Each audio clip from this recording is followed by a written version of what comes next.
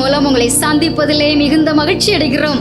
தேவன் நம்மோடு இருக்கும்போது தனி ஜெபம் செய்யாமல் நம்மால் இருக்கவே முடியாது.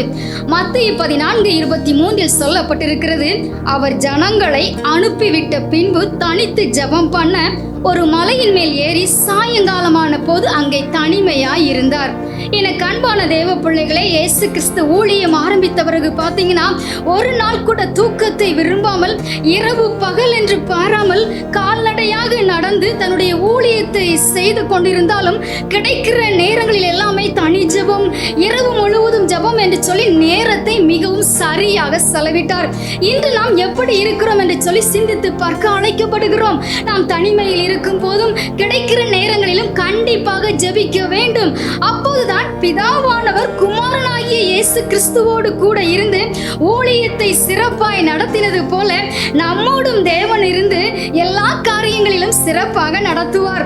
தேவனுடைய பிள்ளைகளாகிய நாம் தனி ஜெபம் செய்யாமல் ஒரு நாள் கூட இருக்கவே கூடாது. கண்டிப்பாக தினமும் தனி ஜெபம் செய்து தேவன் நம்மோடு இருக்கிறார் என்று சொல்லி நிறைவான சந்தோஷத்தோடு இனி அவருடைய பிள்ளைகளாய் வாழ்ந்து காட்ட போகிறோம். ஆமென். God bless you.